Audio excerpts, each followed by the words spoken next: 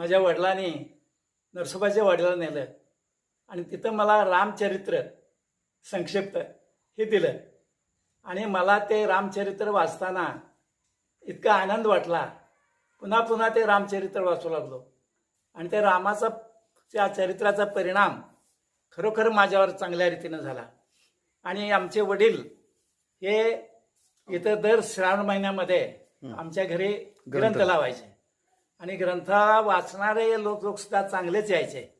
केशव सखाराम पाटील, महादेव पाटील, धोंडीराम यल्लाप्पा पाटील अशी माणसं रामाविषयी किंवा पांडवांच्या विषयी, नाथांच्या विषयी ते निरनिराळ्या गोष्टी सांगायचे म्हणजे त्या ग्रंथातल्या.